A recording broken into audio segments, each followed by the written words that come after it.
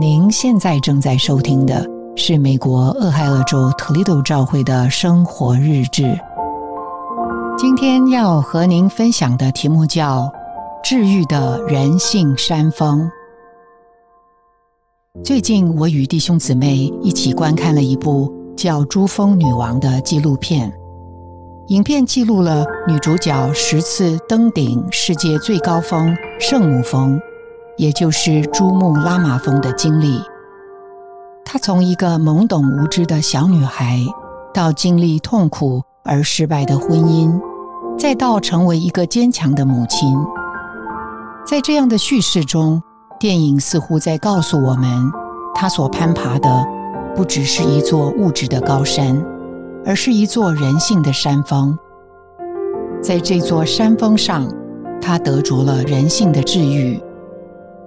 与她形成鲜明对比的是她的丈夫，同样也是一位攀登者，却不能从成长的背景中得着医治，仍然深陷在罪的辖制中，不得自由。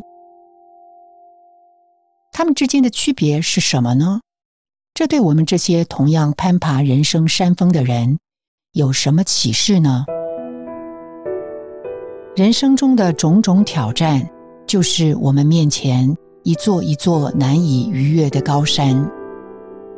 从小到大，我们都被告知要克服困难，勇攀高峰，无形中形成了一种思维定式，就是要证明自己可以，要把困难踩在脚下。这位女主角的丈夫，就是千万个想要征服和改变人生困境的人中的一个。艰难的童年给他留下过许多创伤，他逃离了故土，远渡重洋，想要开启新的人生，似乎人生也曾善待他。他喜爱登山，又在珠峰遇到了他未来的妻子。在一个近乎完美的结局里，那个无法摆脱的罪和仇恨，他成了一个酗酒、施暴、婚姻出轨的人。登顶珠峰，只是他再一次逃避真实的人性，企图征服并主宰自己的命运。多年的挣扎，直到临终，他都没有挣脱人性中的枷锁和罪的重担。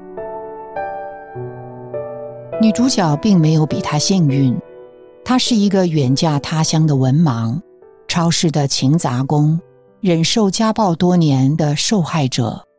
然而，物质上的困苦和缺乏，反而点活了她里面对生命的知觉，使她发现了人性里未释的宝藏。山顶对她的吸引，是被世界的文明和方便宠坏的人无法理解的。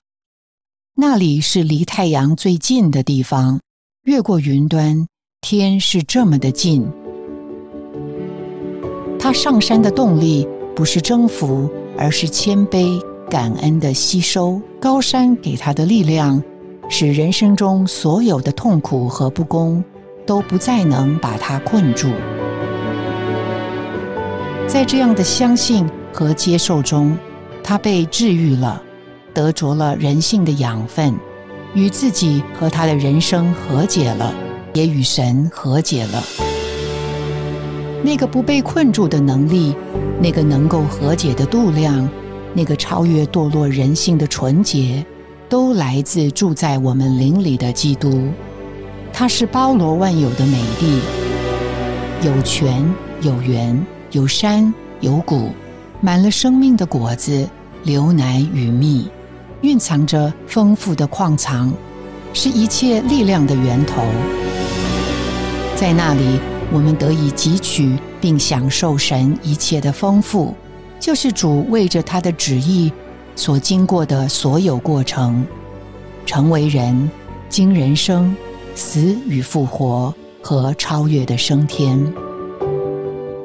在教会生活这个真理和实际的高峰，我们被基督追测不尽的丰富治愈了。